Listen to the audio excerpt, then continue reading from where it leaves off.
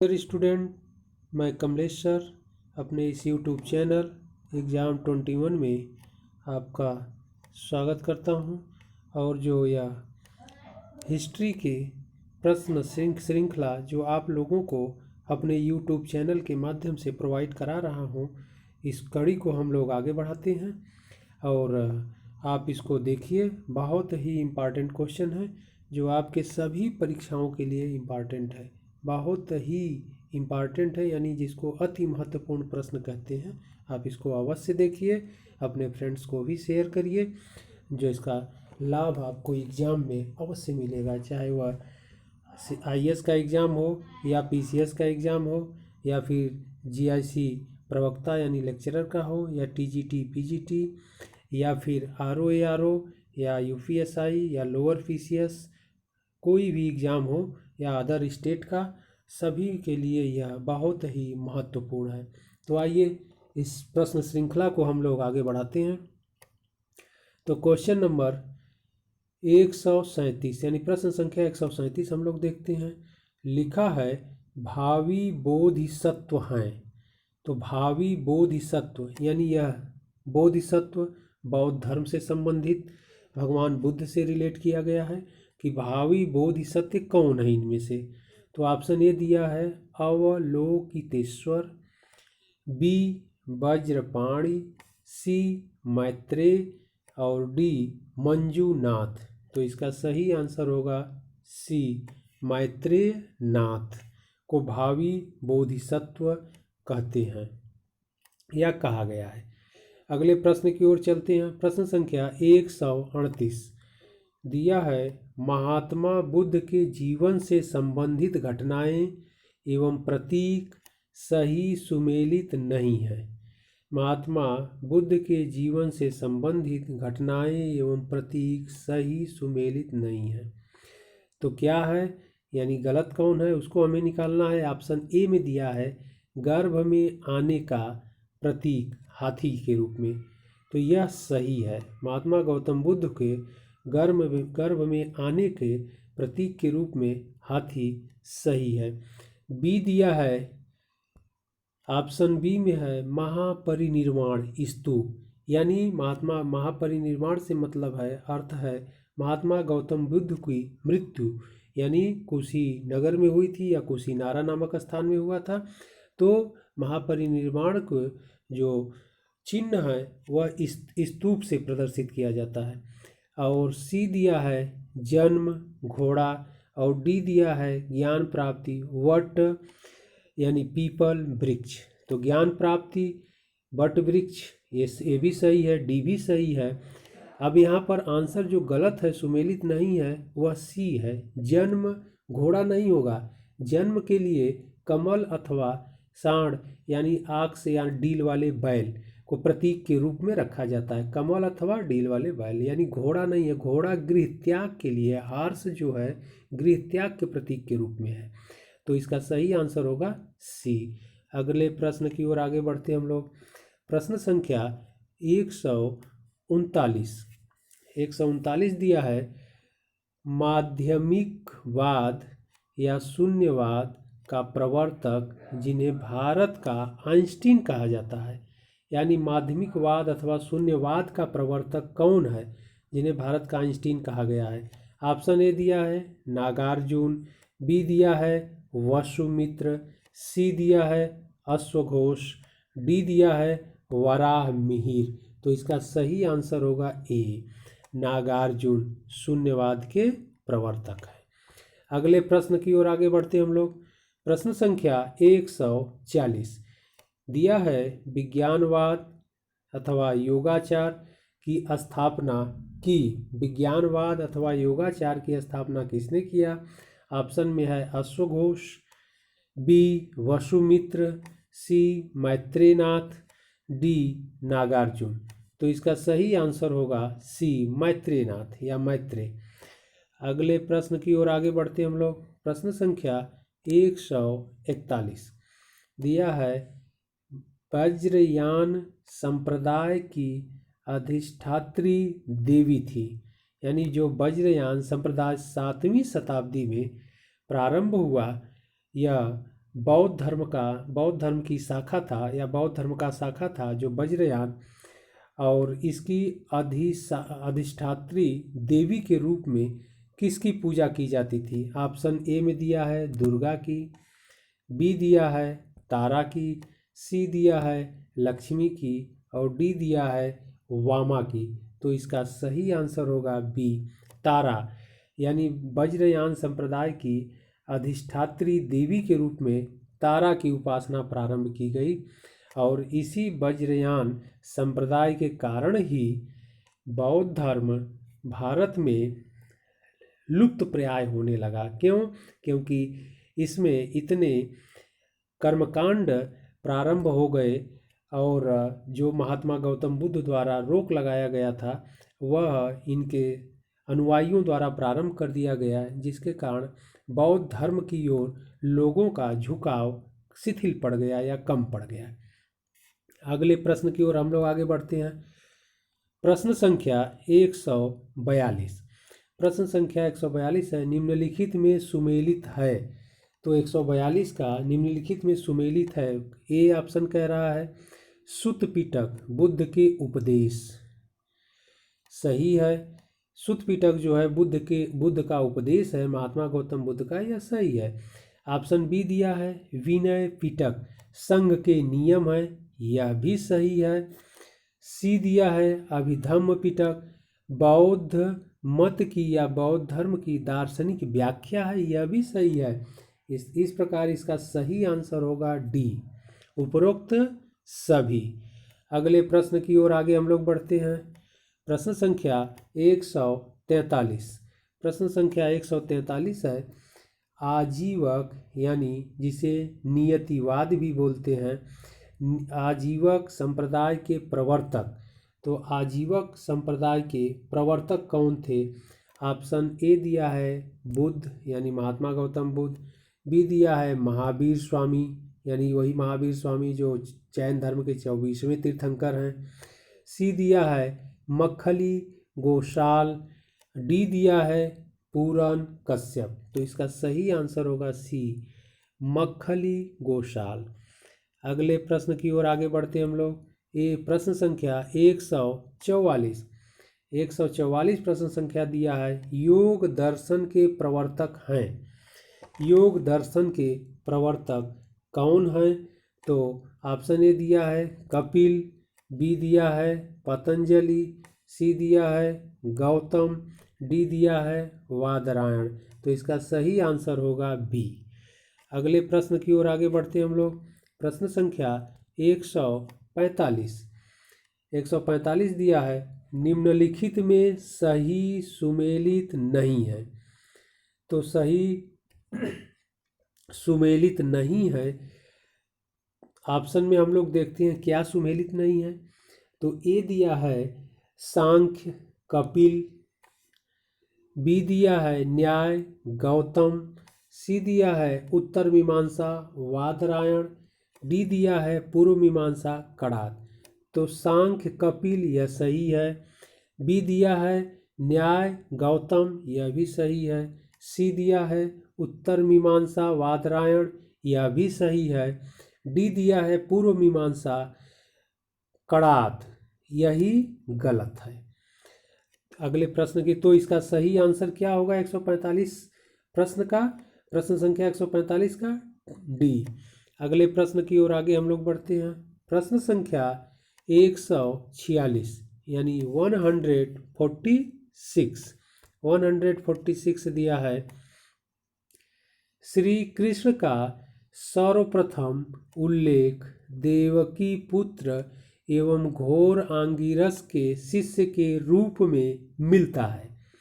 यानी भगवान श्री कृष्ण का सर्वप्रथम उल्लेख देवकी पुत्र एवं घोर आंगिरस के शिष्य के रूप में मिलता है।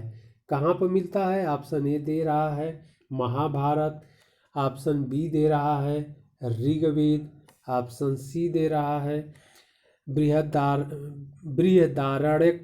बृहदारण्यक उपनिषद, और सी दे रहा है छांदोग्य उपनिषद।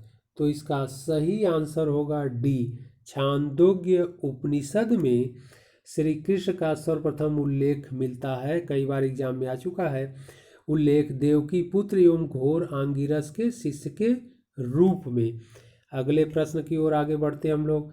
प्रश्न संख्या 147 यानी 147। प्रश्न क्वेश्चन नंबर 147 है 147। लिखा है मत्स्य पुराण के अनुसार विष्णु के मान्य अवतारों की संख्या थी। यानी मत्स्य पुराण में विष्णु के कितने अवतार बताए गए हैं। ऑप्शन ए दिया है 24, ऑप्शन बी दिया है 20, ऑप्शन सी दिया है 10, ऑप्शन डी दिया है 15। तो इसका सही आंसर होगा ऑप्शन सी, यानी मत्स्य पुराण के अनुसार भगवान विष्णु के मान्य अवतारों की कुल संख्या 10 है। अगले प्रश्न की ओर आगे बढ़ते हैं हम लोग। प्रश्न संख्या 148। प्रश्न संख्या 148 है भागवत, जिसे वैष्णव धर्म भी कहते हैं, भागवत धर्म का प्रथम अभिलेखीय साक्ष्य कहाँ से मिलता है। तो भागवत धर्म का प्रथम अभिलेखीय साक्ष्य ऑप्शन में दिया है बेसनगर का गरुड़ स्तंभ, बी दिया है मथुरा का लेख, सी दिया है उदयगिरी अभिलेख, डी दिया है मेहरौली स्तंभ लेख। तो इसका सही आंसर होगा ए, बेसनगर का गरुड़ स्तंभ लेख।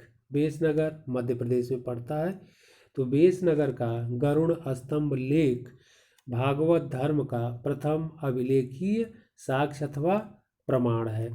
अगले प्रश्न की ओर चलते हैं। अगला प्रश्न है प्रश्न संख्या 149। 149 है शिव भक्ति का प्राचीनतम साक्ष्य मिलता है। शिव भक्ति का यानी भगवान शिव की उपासना का या भक्ति का प्रथम साक्ष्य कहाँ मिलता है। ऑप्शन ए दिया है हड़प्पा काल में, बी दिया है वैदिक काल से, सी दिया है संगम काल से और डी दिया है मौर्य काल से। तो भगवान शिव की भक्ति का प्राचीनतम पूछ रहा है, तो प्राचीनतम से मतलब है सबसे पहले। तो यहाँ ऑप्शन में हड़प्पा काल भी दिया है, यानी हड़प्पा काल में जिसे संधव सभ्यता या इंडस वैली सिविलाइजेशन के नाम से भी जाना जाता है। हड़प्पा काल से वह भी मोहनजोदड़ो नामक स्थल से। आप लोग डियर स्टूडेंट आप लोग पढ़े ही होंगे, मोहनजोदड़ो नामक जो साइट है स्थल है, वहाँ से पाशुपत शिव की एक मुहर मिली है जिस पर व्याघ्र, हाथी, गैंडा और भैंसा तथा चरण के पास पाद के पास हिरण अंकित हैं। और उस पर जो भगवान शिव का चित्र बना है मुहर पर, उसके दाहिने तरफ व्याघ्र और हाथी हैं। व्याघ्र यानी बाघ, जिसे इंग्लिश में टाइगर बोलते हैं। टाइगर, व्याघ्र और हाथी, टाइगर और एलिफेंट हैं, और दूसरी तरफ गैंडा और भैंसा है यानी बाएं तरफ।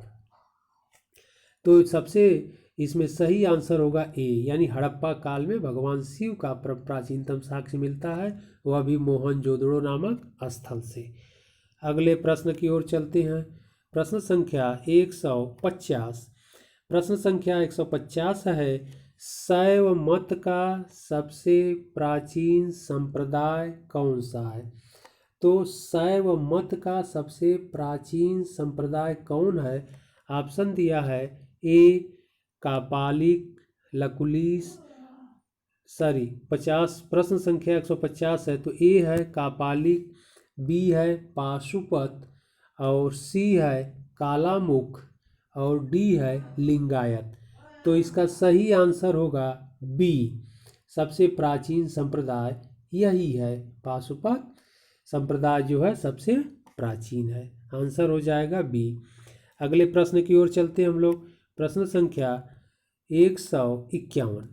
151 है निम्नलिखित में सही सुमेलित नहीं है। निम्नलिखित में सही सुमेलित नहीं है। ऑप्शन ए दिया है कापालिक लकुलिस, बी दिया है लिंगायत वसव। सी दिया है काश्मीरी शैव वसुगुप्त।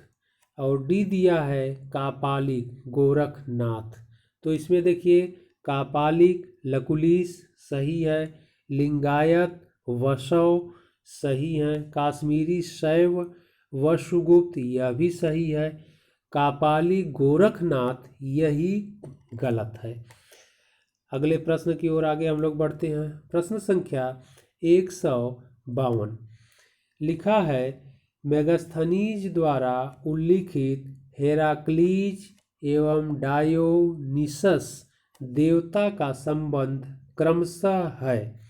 यानी प्रश्न कह रहा है मेगास्थनीज द्वारा उल्लिखित, मेगास्थनीज जो यूनान का था, विदेशी यात्री था, सेलुकस का राजदूत था, और जो चंद्रगुप्त मौर्य यानी मौर्य साम्राज्य के संस्थापक चंद्रगुप्त मौर्य के राज दरबार में आया था, उसने भारतीय देवता का उल्लेख किस नाम से किया है? हेराक्लीज बोला है और डायोनिसस। तो हेराक्लीज और डायोनिसस किस देवता को भारतीय देवता का नाम वह बताया है? ऑप्शन ए है शिव कृष्ण, ऑप्शन बी है कृष्ण शिव, ऑप्शन सी है शिव विष्णु, और डी है राम लक्ष्मण। तो इसका सही आंसर होगा बी, हेराक्लीज भगवान कृष्ण को कहा है, डायोनिसस भगवान शिव को कहा है। अगले प्रश्न की ओर आगे हम लोग बढ़ते हैं। प्रश्न संख्या 153 है। लिखा है दक्षिण भारत में शैव संतों को नयनार कहा जाता था। दक्षिण भारत में शैव संतों को नयनार कहा जाता था, लेकिन वैष्णव संतों को कहा जाता था। तो वैष्णव संत को क्या कहा जाता था? शैव संत को नयनार कहा जाता था और वैष्णव संत को अलवार कहा जाता था। तो इसका सही आंसर होगा सी। जबकि ऑप्शन ए में दिया है आयंगर, यह नहीं होगा। बी में दिया है वैष्णव, यह भी नहीं होगा क्योंकि दक्षिण भारत की बात कर रहा है। डी दिया है महाव्रतधर, यह भी नहीं होगा। तो उत्तर भारत में शैव और वैष्णव के नाम से जाना जाता था और दक्षिण भारत में शैव संतों को नयनार कहा जाता था और वैष्णव संतों को अलवार कहा जाता था। अगले प्रश्न की ओर आगे बढ़ते हम लोग। प्रश्न संख्या 154 154, क्वेश्चन नंबर 154 लिखा है दक्षिण भारत में नयनार यानी शैव धर्मावलंबी एवं अलवार यानी वैष्णव धर्मावलंबी संतों की संख्या क्रमशः थी। तो इसमें ऑप्शन ए दिया है 12 और 63, बी दिया है 63 और 12, सी दिया है 36 और 21, डी दिया है 21 और 36। तो इसका सही आंसर होगा बी 63 एंड 12 यानी 63 और 12। अगले प्रश्न की ओर आगे हम लोग बढ़ते हैं। मौर्य साम्राज्य का संस्थापक था। बहुत आसान क्वेश्चन है, बहुत इजी क्वेश्चन है, आप सभी लोग इसको जानते ही होंगे। मौर्य साम्राज्य का संस्थापक चंद्रगुप्त मौर्य था और चंद्रगुप्त मौर्य था और उसका जो उसने मौर्य साम्राज्य की स्थापना मगध में जो किया, नंद शासक से सत्ता छीन करके, और यह सत्ता किसके सहयोग से प्राप्त किया या साम्राज्य मौर्य साम्राज्य की स्थापना किसके सहयोग से किया?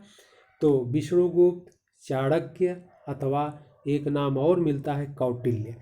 कौटिल्य के सहयोग से या सहायता से चंद्रगुप्त मौर्य ने मौर्य साम्राज्य की स्थापना मगध में किया। अगले प्रश्न की ओर चलते हम लोग। प्रश्न संख्या 156 क्वेश्चन नंबर है चंद्रगुप्त मौर्य ने कौटिल्य। अब यहाँ पर देखिए अगले क्वेश्चंस में यहाँ पर दिया है चंद्रगुप्त मौर्य ने कौटिल्य, जिसे चाणक्य भी कहते हैं, एक नाम और विष्णुगुप्त भी है, की सहायता से किसे पराजित कर मौर्य वंश की स्थापना किया? तो किसे पराजित किया चंद्रगुप्त मौर्य ने? ठीक है, तो इसमें ऑप्शन दिया है ए महापद्म नंद, बी घननंद, इसी का घननंद का ही नाम घनानंद भी है। सी सेलुकस, डी सिकंदर। तो इसका सही आंसर होगा घननंद। नंद वंश के राजा घननंद थे। घनानंद को चंद्रगुप्त ने कौटिल्य की सहायता से पराजित किया और मौर्य साम्राज्य की स्थापना किया। अगले प्रश्न की ओर हम लोग चलते हैं। अगला प्रश्न है प्रश्न संख्या 157। यह लिखा है एंड्रोकोटस। ठीक है, प्रश्न संख्या 157। एंड्रोकोटस की पहचान सर्वप्रथम किसने चंद्रगुप्त मौर्य से किया? तो एंड्रोकोटस की पहचान सर्वप्रथम किसने चंद्रगुप्त मौर्य से किया? तो यहाँ पर विदेशी यात्रियों का नाम भी दिया है और भारतीय विद्वानों का भी नाम है। ऑप्शन ए है प्लूटार्क ने, बी है भंडारकर, इनका पूरा नाम है DR भंडारकर साहब, भारतीय विद्वान है। सी है जेम्स प्रिंसेप और डी है विलियम जोन्स। तो इसका सही आंसर होगा डी, विलियम जोन्स ने सर्वप्रथम एंड्रोकोटस की पहचान चंद्रगुप्त मौर्य से किया। और जेम्स प्रिंसेप तो अशोक के शिलालेखों से काफ़ी परिचित है, पढ़ा भी है, आप लोग जानते भी होंगे, सर्वप्रथम इसी ने। अगले प्रश्न की ओर आगे चलते हैं हम लोग। एपियानस संधि के विषय में सही है। एपियानस यह भी विदेशी यूनान का यात्री है और इसने एक संधि का उल्लेख किया है, उसको पढ़ लेते हैं हम लोग, एक्सप्लेन भी कर लेते हैं। एपियानस संधि, यहाँ कामा होना चाहिए, संधि के विषय में सही नहीं है। ए दिया है यह चंद्रगुप्त मौर्य और सेलुकस निकेटर के बीच हुआ था। बी दिया है पराजित सेलुकस ने अपनी पुत्री की चंद्रगुप्त से शादी की तथा दहेज में हेरात, कंधार, काबुल, मकरान प्रांत दिया। सी दिया है चंद्रगुप्त मौर्य ने 500 एलिफेंट यानी 500 हाथी सेलुकस को दिया। तो और डी है चंद्रगुप्त मौर्य ने मेगास्थनीज को सेलुकस के दरबार में भेजा। तो देखिए संधि, जिस संधि का उल्लेख एपियानस करता है वह संधि जो सेलुकस निकेटर के साथ चंद्रगुप्त मौर्य का युद्ध हुआ था, उत्तर पश्चिम के क्षेत्रों में सीमा विस्तार करते समय, उत्तर पश्चिम का क्षेत्र से मतलब है कि सप्तसंधव प्रदेश, पाकिस्तान, अफगानिस्तान और इधर के क्षेत्रों का।